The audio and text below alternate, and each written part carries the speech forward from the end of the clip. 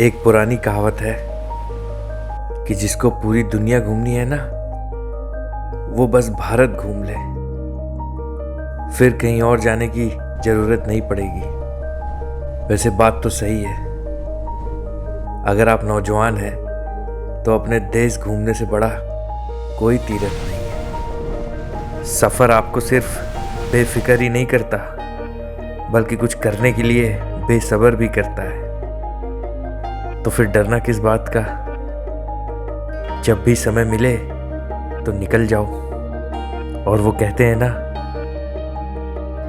कितना डरोगे और कितना छुपोगे, जो होना है वही होगा, क्योंकि जो लिखा है वो थोड़ी ना बदल दोगे।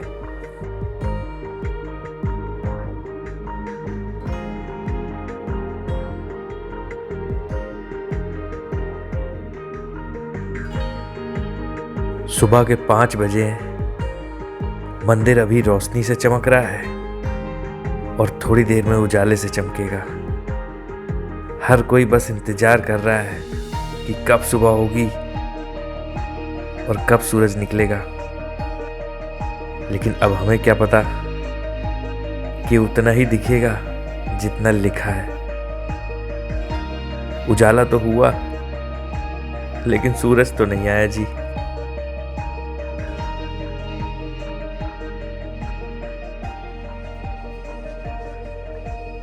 सुबह सुबह आप उठो और आपको अपनी रूम की बालकनी से ये नज़ारा देखने को मिले। सामने आपको दिख रहा है भारत का लास्ट पॉइंट यानी कि कन्याकुमारी, और वो देखो विवेकानंद मेमोरियल दिख रहा है, और वो थिरुवल्लुवर जी का स्टैचू दिख रहा है। और क्या चाहिए आपको? This is view. तो 2 रातें आराम से सोने के बाद और अपनी बाइक को आराम देने के बाद अब फाइनली बारी थी कन्याकुमारी घूमने की। के लिए सुबह सुबह कितना लंबा लाइन लगा देख रहे हो, वहाँ से लेके यहाँ तक। बहुत लोग कन्याकुमारी आते हैं भाई, बहुत लोग। हर कोई उत्सुक था बस नाव में चढ़ने के लिए।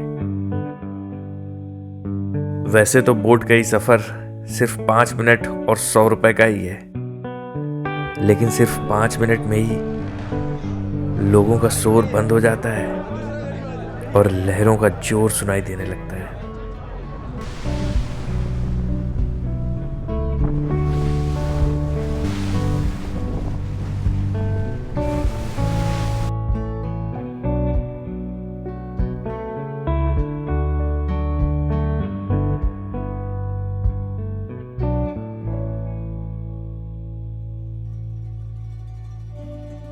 तो रॉक मेमोरियल में जाते ही आपको सब कुछ अलग दिखेगा।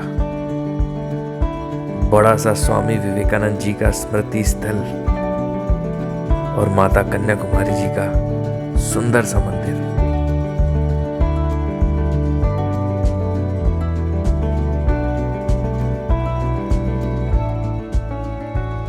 तो ये अभी अपन पहुंच गए हैं श्री विवेकानंद रॉक मेमोरियल, और यहाँ पे अंदर कन्याकुमारी जी का टेम्पल भी है। पीछे आप देख रहे होंगे थिरुवल्लुवर जी की स्टैचू है।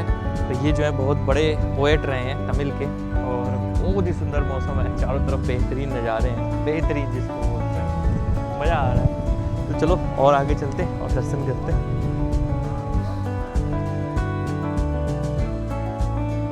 और इन सब के बीच में जो नया है वो है ये ग्लास ब्रिज।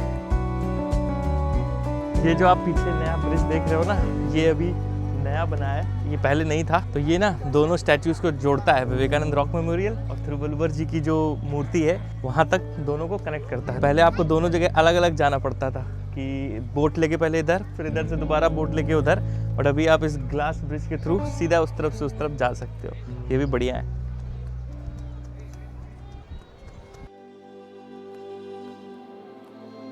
इसमें चल के ना आपको डर और रोमांच दोनों एक साथ ही आ जाएंगे।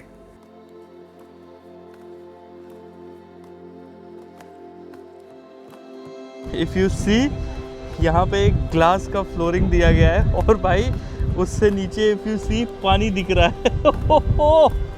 This is marvellous, marvellous.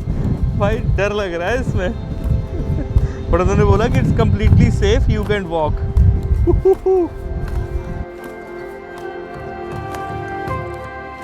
वैसे अगर मैं सच बताऊं तो कन्याकुमारी में बिताए 2 दिन अगले 2 दशक तक आपके दिल में दस्तक देते रहेंगे।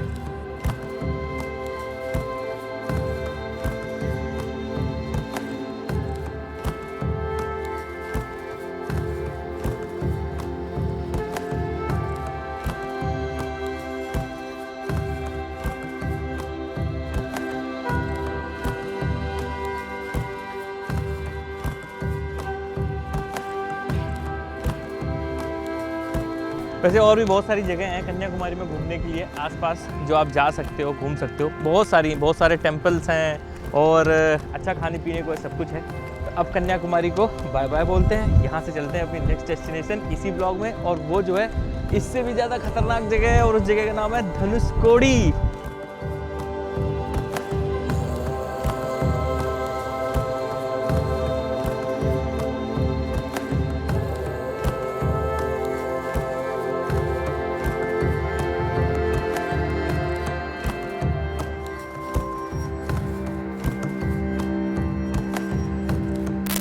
ये कुछ अपना रूम है, ये सेमी सी व्यू रूम है। आधे रूम में किसी का होटल दिख रहा है, बाकी आधे से लेकिन समुद्र दिख रहा है। बहुत ही बढ़िया। चलो भाई, बाइक बिल्कुल रेडी है। कन्याकुमारी छोड़ने का टाइम हो गया, सुबह के 8:30 बजे है। और ये हमारा कुछ होटल था, होटल सी लैंड। बहुत ही बढ़िया प्रॉपर्टी यार। तो ये होटल है और जस्ट इस होटल के पीछे समंदर है। तो आपको सी व्यू रूम भी मिल जाएगा, नॉर्मल रूम भी मिल जाएगा, और 1500-2000 से स्टार्ट होता है। तो कन्याकुमारी के हिसाब से अच्छा रेट है और बहुत अच्छा स्टाफ है, बहुत हेल्पफुल। तो सारे लोगों ने हेल्प करी, तो मेरे को पसंद आया, इसलिए मैं रिकमेंड कर रहा हूँ। तो आप लोग भी आओ तो ये होटल देख सकते हो। अब निकलते हैं भाई। चलो भाई, बजरंगबली के नाम के साथ शुरू करते हैं अपना यहाँ से धनुषकोडी तक का सफ़र। जय बजरंगबली। लगभग 6 घंटे लगने वाले हैं, और यहाँ सुबह से इतनी भीड़ स्टार्ट हो जाती है ना आना भाई, क्या बताऊँ आपको। 3 दिन बाद बाइक को हाथ लगाया है मैंने, आपको पता है 3 दिन से मैं कन्याकुमारी में रह रहा हूँ।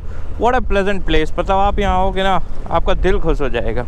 मैं मतलब आपको सलाह देता हूँ कि आओ तो 2-3 दिन लेके आना। इतने बढ़िया बीचेस हैं, शांत, आप जाओ आराम से बैठो। क्या सनराइज़ होता है, सनसेट होता है, एंड द मेमोरियल देख ही लिया आपने व्लॉग में। मज़ा आ जाता है यहाँ पे। जय हो प्रभु की। तो चलो बाय बाय कन्याकुमारी, आगे बढ़ते हैं। तो अपनी दिल्ली से कन्याकुमारी की नॉन स्टॉप राइड देख के मौज चल तो गई होगी, और नहीं चल रही तो और चला देंगे अभी धनुषकोडी में। बाकी भाई इस राइड के लिए तो बोलना पड़ेगा, till now journey is just wow. तो आप लोग बताओ पहला व्लॉग कैसा लगा, कमेंट करके। पहला व्लॉग कैसा लगा ये भी बताना, और जब ये व्लॉग ख़त्म हो जाए तो वो भी कमेंट करना कैसा लगा आपको, है ना। बाकी अगर बढ़िया लग रहा हो तो भाई चैनल को सपोर्ट दिखाते रहो, सब्सक्राइब कर लो चैनल को, और कमेंट भी करो। और हाँ, इंस्टाग्राम पर जरूर फॉलो कर लेना, ये मेरी इंस्टाग्राम की आईडी है। वहाँ आपके सपोर्ट की फुल ज़रूरत है। समंदर किनारे जो है बहुत ही भयंकर हवा चलती है, मतलब आपको इधर से उधर कर देगी पूरा हवा जो है। यार चेन मेरे को क्लीन ल्यूब करनी है। होटल में मैंने नहीं करी थी, क्योंकि वहाँ ना थोड़ी रेत उड़ रही थी। रेत के समय चेन ल्यूब कर दो तो वो रेत चिपक जाती है फिर ल्यूब में। मैंने सोचा था थोड़ा अंदर की तरफ जब चलेंगे तब करेंगे। यहाँ थोड़ी रेत है।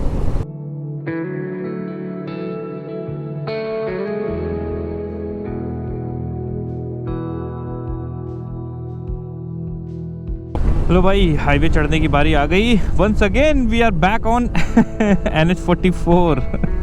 इसी से अपन आए थे दिल्ली से कन्याकुमारी। वाह वाह वाह वाह। लेकिन इससे जाएंगे नहीं, चिंता मत करो, जाएंगे बिल्कुल नए रूट से। वो दाएं हाथ है अपने समंदर, थोड़ा ही दूर, ज़्यादा दूर नहीं है। And what a fun. 3 दिन बाद बाइक हाथ आई, इतना मज़ा आ रहा है ना, कसम से आपको बता नहीं सकते। जो बाइक लवर हैं, जो राइडिंग के लवर हैं, उनको तो थोड़ा अंदाज़ा होगा। And this bike Africa twin 1100, ये मेरी बाइक नहीं है। जो लोग नए अपने चैनल में पिछले 2 व्लॉग देखे हैं सिर्फ, उनको आइडिया नहीं होगा। ये बाइक मेरे फ्रेंड की है। मेरे पास BMW F850 GSA है, जो कि सर्विस सेंटर में, उसमें थोड़ा काम चल रहा है। तो ये अपने CJ भाई की बाइक है, जिनकी बाइक लेके अपन आया है। तो थैंक्स टू CJ भाई कि उन्होंने अपनी बाइक दी। बहुत ही बढ़िया बाइक है भाई, बहुत ही बढ़िया। आप में से बहुत सारे लोग इसकी तारीफ़ कर रहे हो। तारीफ़ के काबिल है ये बाइक एक्चुअली। बाकी जब घर पहुंचेंगे वापस तो डिटेल्ड कंपैरिजन करेंगे इसका और अपनी वाली का। कुछ चीज़ें इसमें बहुत अच्छी हैं, कुछ चीज़ें उसमें भी सही हैं, बताएंगे सब। पवन चक्कियाँ इतनी सुंदर दिखती हैं ना भाई, विंड मिल्स जिनको बोलते हैं। ये देखो छोटी छोटी कितनी नदियाँ सी जो हैं, पानी देख रहे हो दोनों तरफ, सब समंदर में मिलती हैं जाके ये वाटर बॉडीज़।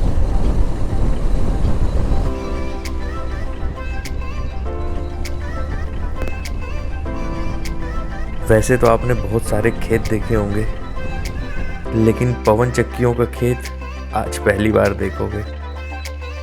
सच में एक बार को तो विश्वास ही नहीं हुआ कि ऐसा भी कुछ हो सकता है।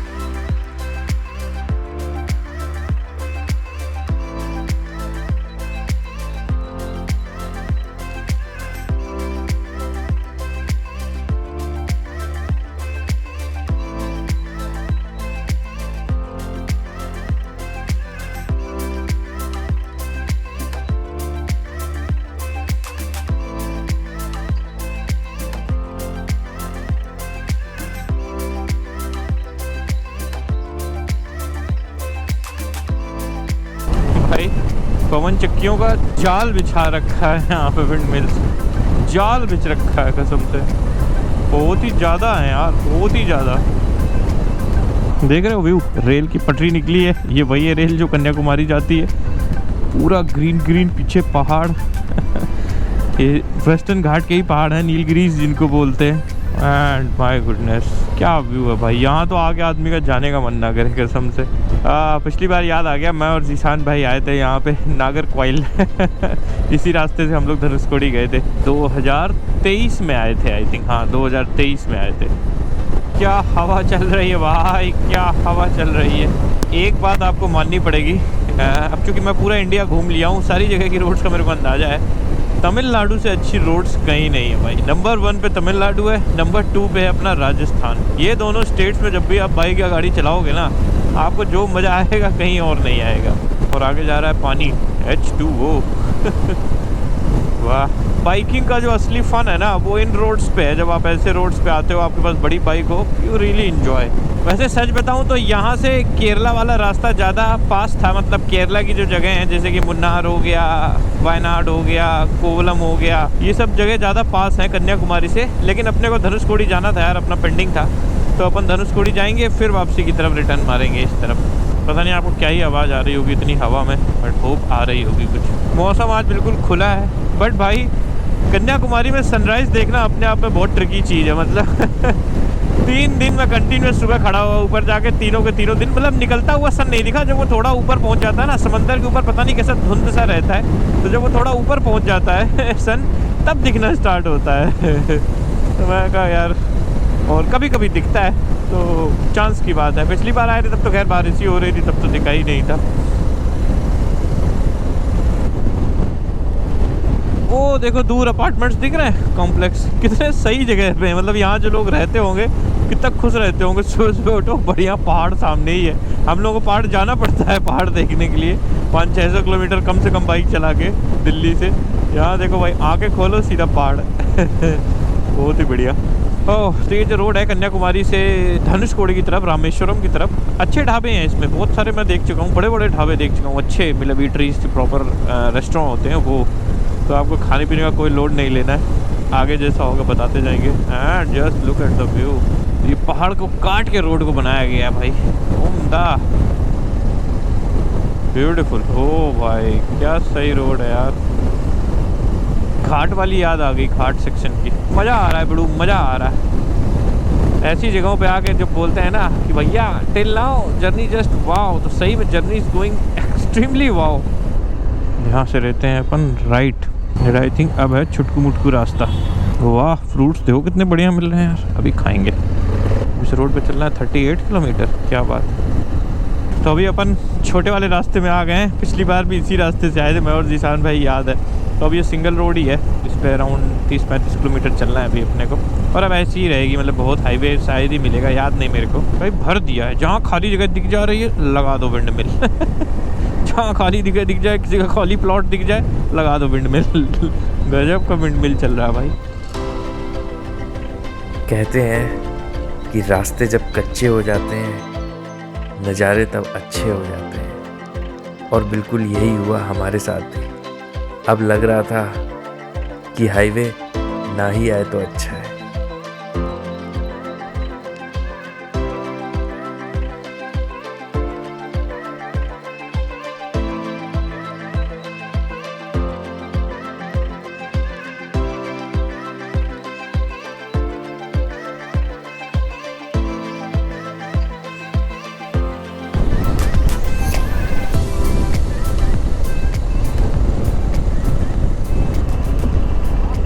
लो जी, अपन आ गए NH 32 पे यहाँ से अपन नेशनल हाईवे पे एंट्री मार गए।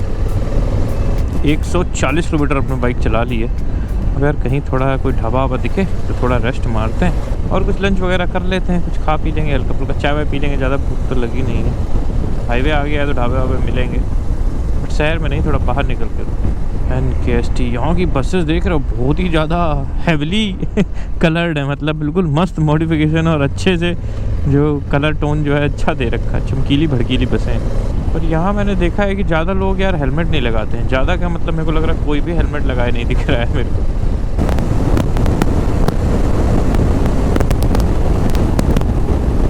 यहाँ कुछ खा लेते हैं यार, है ना। ये देखो अपनी बाइक को सारे लोग देख रहे हैं कि भैया कौन सी बाइक लेके आया है। मस्त यार, लोग एंजॉय करते हैं बाइक को देख के। ये तो है। चलो भाई अपनी चाय आ गई, चाय चाय। थोड़ा बहुत ब्रेक ले लेना भी, थोड़ा बहुत ब्रेक ले लेना चाहिए। गर्मी है ना यहाँ बहुत, गर्मी जैसा कि थोड़ी सी गर्मी है।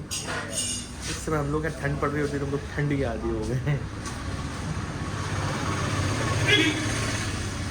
Is good. चलो एक बार और शुरू करते हैं, अपने सफ़र को आगे बढ़ाते हैं जी।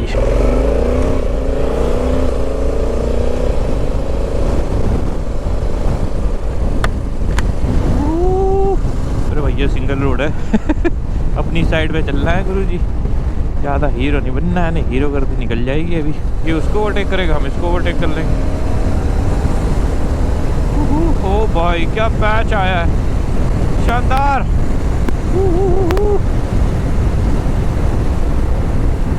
ओ भाई एक और राइडिंग ग्रुप, अरे हार्ले वाला ग्रुप है ये।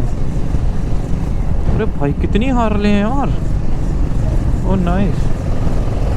अच्छा ये ऑर्गेनाइज्ड वाला ट्रिप है। अरे भाई लोग सिर्फ और सिर्फ 50 किलोमीटर दूर रह गया है रामेश्वरम।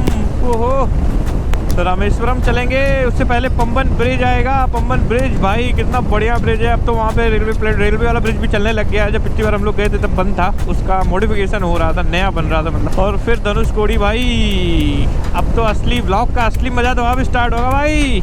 रामेश्वरम 51, ओए होए चेन्नई फार्म 501 सीधा मदुराई। पिछली बार आए थे हम लोग तो इस तरफ से आए थे और फिर वापसी में इस तरफ से मदुराई की तरफ गए थे। मन खुश हो गया, पुरानी यादें ताज़ा हो गई। मैंने बोला था 2023 में कि मैं दोबारा आऊँगा, एंड भाई भगवान की कृपा है कि आने का मौका मिला। इस बाइक से जब तक मैं गुड़गांव वापस जाऊँगा ना, तब तक मेरी गियर लगाने की आदत बिल्कुल छूट जाएगी भाई। महीना भर जब आप ऑटोमेटिक बाइक चला लोगे तो फिर मैनुअल में ना बड़ी दिक्कत आएगी। ओ यार इस रोड पे ना मैं बहुत इमोशनल हुआ जा रहा हूँ। पिछली बार जब मैं आया था ना 2023 में, तब अपने बबलू भैया थे साथ में, ठीक है, और जीसान भाई भी थे अपनी सुपर मीटियोर में। इस बार अपने कालू भैया हैं, इसको ना आप कालू बुलाएंगे क्योंकि ये अपनी तीसरी होंडा है। इससे पहले अपन ने CB350 चलाई, होंडा CB500X चलाई और अब अफ्रीका ट्विन द पावरफुल। तो इसका नाम अपन कालू रखेंगे, भले सीजे भाई के लिए इस राइड के लिए यही कालू है ना। तो मैं इमोशनल हुआ जा रहा हूँ कि ना तो मेरे बबलू भैया हैं ना जीसान भाई हैं। मैं अकेला जा रहा हूँ इस रोड पे। तो कहते हैं ना कि इंसान अगर मेहनत करता रहे तो भगवान दूसरा मौका भी देते हैं, और वो बात बिल्कुल सच है।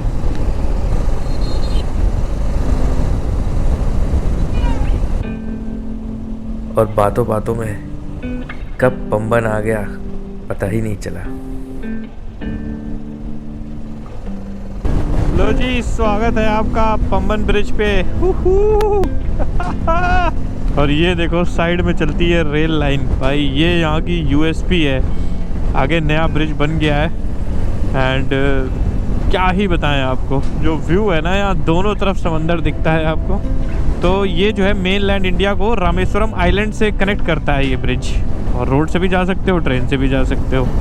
तो रामेश्वरम ना अलग आइलैंड पे है।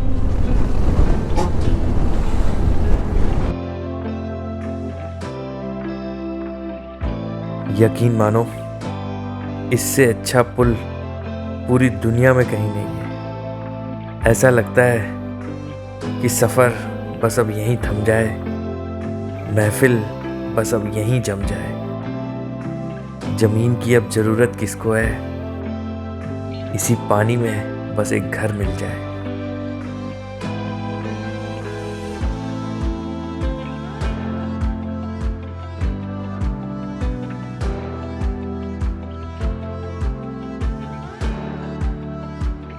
पंबन का ये रेल ब्रिज आपको एक पूरी सदी की कहानी सुनाता है।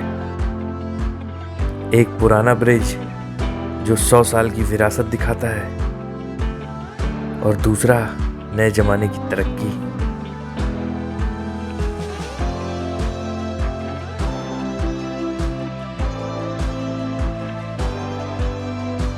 और यहाँ से गुजरना हर भारतीय के लिए गर्व की बात है।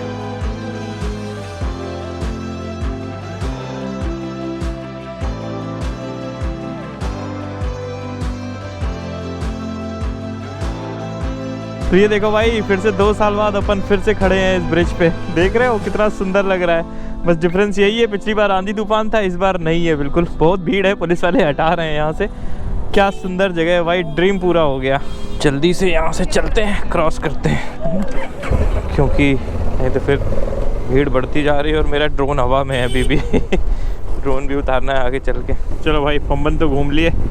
बहुत ही सुंदर ब्रिज है, मतलब इंडिया में इससे सुंदर ब्रिज कोई और नहीं। जिस लोकेशन पे है ये ब्रिज, तो सब एक जैसे ही होते हैं, बट जो लोकेशन पे है और जो 2 ब्रिज पैरेलली चलते हैं ना, अभी इस पे ट्रेन भी आती है। अब देखो कब आती है ये नहीं पता। अरे आ रही है, ओ ट्रेन भी आ रही है यार। ऐसे पता होता पहले उड़ा लेता। बोलना हुआ और ट्रेन का आना हुआ। ये देखो, ओ भाई, ओ भाई। ये तो मिस हो गई यार। ब्यूटीफुल ब्रिज यार। ये तो कुछ नहीं है, अभी तो क्या देखा आपने, अभी तो आगे चलो, अभी तो बहुत कुछ दिखाना है। अभी तो धनुषकोडी दिखानी है, धनुषकोडी। चलो यार, अब बस होटल लेना है। अब होटल देखते हैं, 2-3 होटल पीछे पता किए, वो तो सब भरे हुए थे पूरे। ये अपना होटल है, ESR रेजिडेंसी। अच्छा होटल है यार, बढ़िया होटल है रामेश्वरम। और अपन यहीं रुक गए, इतने सारे रूम्स हैं यहाँ पर। अभी तो कुछ है नहीं, अब सुबह का इंतज़ार करते हैं। सुबह कल 2 काम कर रहे हैं। सबसे पहले सुबह चलेंगे अपन धनुषकोडी, वहाँ तो मज़ा ही आ जाएगा।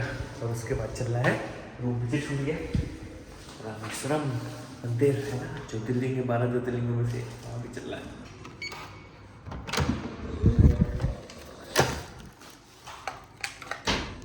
ये देखो अपना रूम। तो भाई रामेश्वरम आके शाम हो गई, अपन नहा लिए। अपन ने सोचा कि शाम में क्या करें, तो शाम में अपन आ गए। वाह, देख रहे हो, ये है हमारा रामेश्वरम मंदिर, जो ज्योतिर्लिंग है ना, वो 12 ज्योतिर्लिंगों में से एक है। पिछली बार समय नहीं था तो हम नहीं जा पाए थे, लेकिन इस बार अपन आएंगे। और के अंदर वीडियो और फोटो लेना बिल्कुल मना है, मैं आपको अंदर तो दिखा नहीं सकता, बस यहीं से दिखा सकता हूँ। आप लोग दर्शन कर लो। जय हो भोलेनाथ की, जय हो बाबा भोलेनाथ की। चलो, तो भी अभी अपने दर्शन हो गए, और अभी पता चला कि जो मेन कॉम्प्लेक्स है अंदर, जो सैंक्टम सेंक्टोरियम है, वहाँ फ़ोन चलाना अलाउड नहीं है। बाकी आप जो है फ़ोन चला सकते हो यहाँ अंदर कॉम्प्लेक्स के अंदर। आपको दिखाते हैं कितना सुंदर है भाई मंदिर।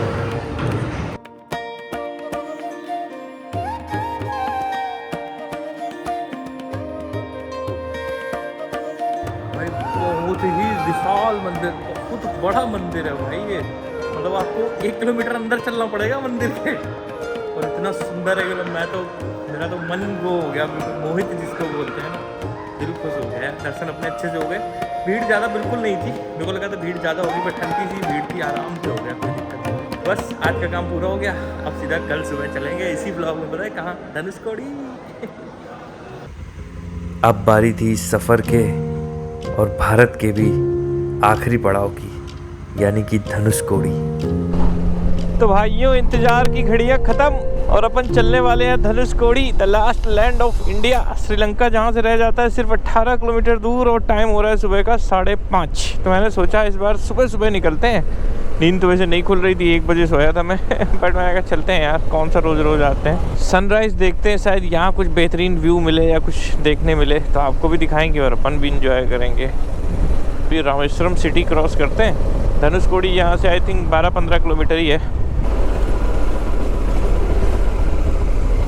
तो धनुषकोडी से पहले एक बैरिकेडिंग है, जो कि सुबह 6 बजे खुलता है। तो आप अगर सुबह 6 बजे से पहले आ रहे हो तो आपको कोई फ़ायदा नहीं है जाने का। 6 बजे ही आओ यहाँ पे।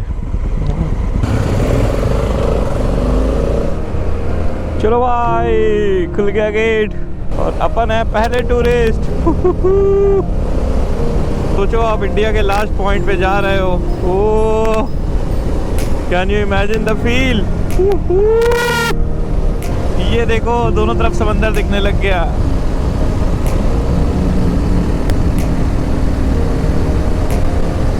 भाई अब आप मेरे बगल में देख रहे हो, इस तरफ है बे ऑफ बंगाल, इस तरफ है अरेबियन सी। भाई क्या रेयर कॉम्बो है यार। Wow man, just wow. Emotional हो गया मैं ये देख के। इससे बेटर कुछ हो नहीं सकता। सुबह सुबह का सनराइज हो रहा हो और आप जो है ऐसे व्यू ले रहे हो यार, और क्या चाहिए लाइफ में। So finally, ladies and gentlemen, once again we have reached the last point of India, Dhanushkodi. Wow, proud moment.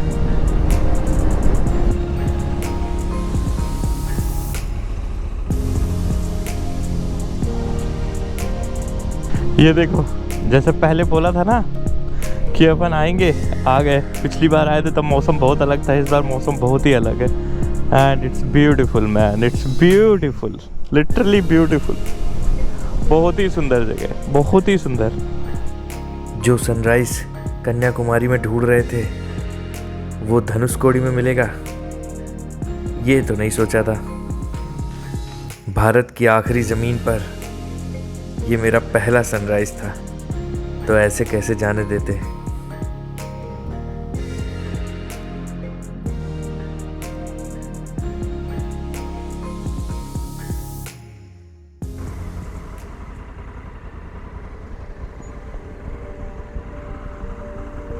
वैसे इस रास्ते पे आप कितनी भी बाइक चला लो, आपका टैंक खाली हो जाएगा लेकिन आपका दिल नहीं भरेगा।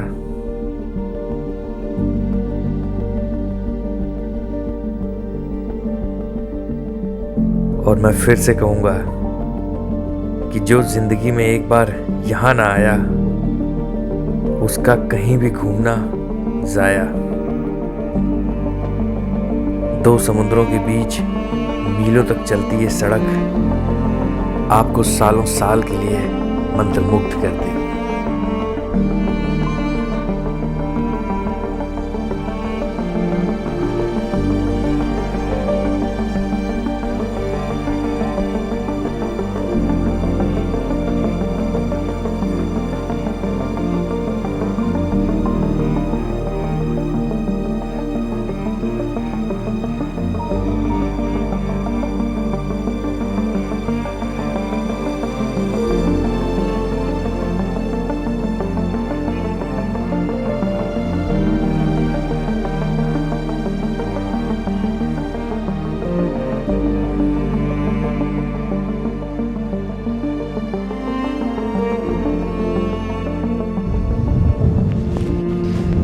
Right now I am at Dhanushkodi और जो पीछे आप देख रहे हो वो है अरेबियन सी। रोड के उस तरफ है बे ऑफ बंगाल। तो ये पार्ट मैं स्पेशली आप लोगों के लिए बोल रहा हूँ।